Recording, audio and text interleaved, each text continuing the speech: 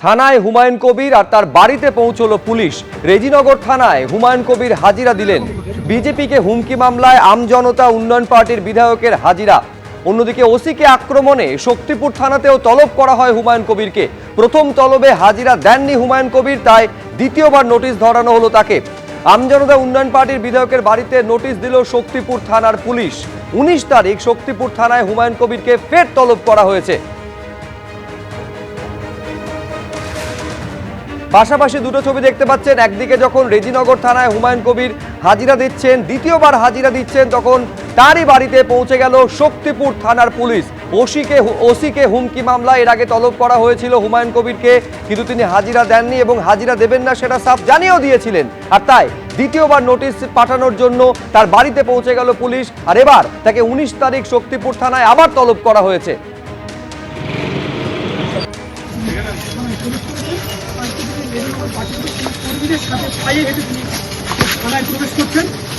এই মুহূর্তে থানার মধ্যে প্রবেশ করছেন নওদা বিধায়ক হুমায়ুন কবির।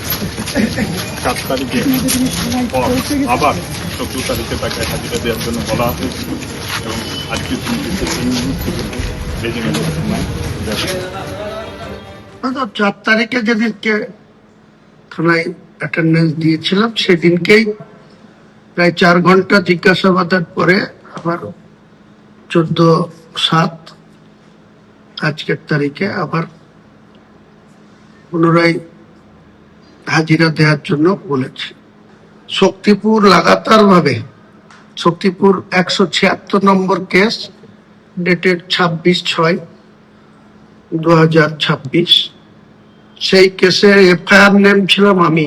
পরে যখন তাদের পিসি নেওয়া হলো, একজনকে অ্যারেস্ট করে আনিসুরকে পিসি নেওয়া হলো, 7 দিন পিসি থাকার পর যেদিন জমা দেওয়া হলো, আবার তাদের এগেনস্টে পুরো নেকেডলি বিজেপির দলদাসের ভূমিকা পালন করে ওসি শক্তিপুর আরো 8 জনের নাম জুড়ে সেখানে কোর্টে বলে নিজেরাকে সমটু কেস করছে, কোনো কমপ্লেনবাদী কেস নাই, আমাদের বিরুদ্ধে কোনো এলাকার পাবলিকের কোনো অভিযোগ নাই।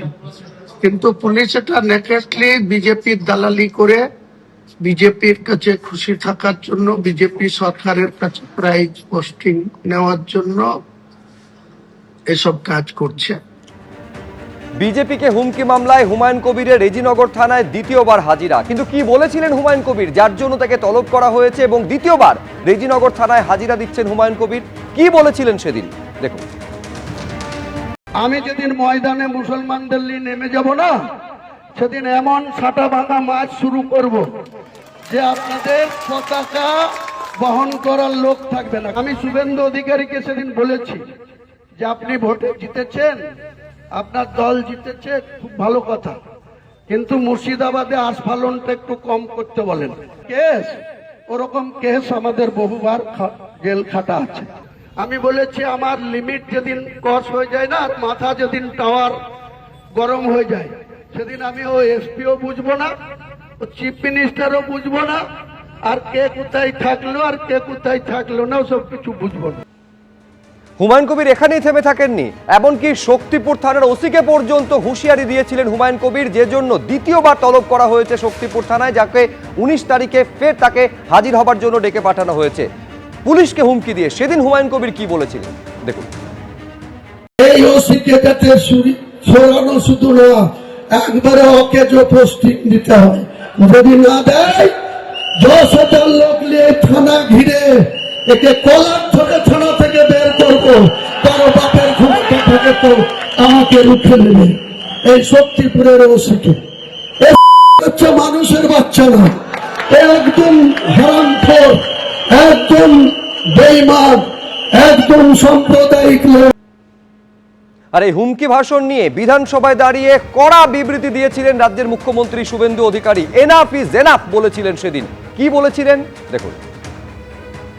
আপনি কান খুলে শুনে রাখুন, আপনাকে এইভাবে ধমক হুমকি বেপরোয়া লাগাম ছাড়া কথা বলতে দেব না, দেব না, দেব না।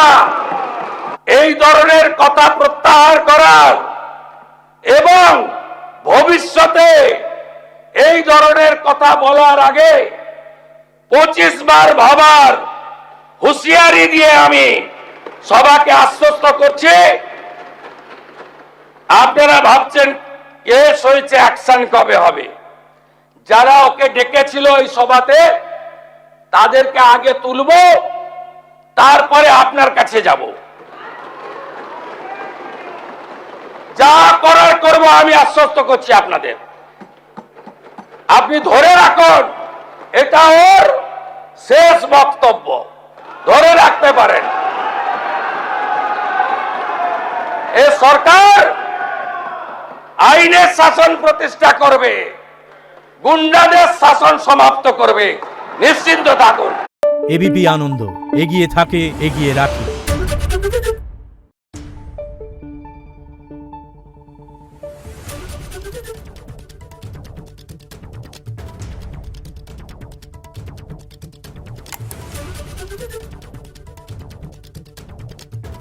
Thank you.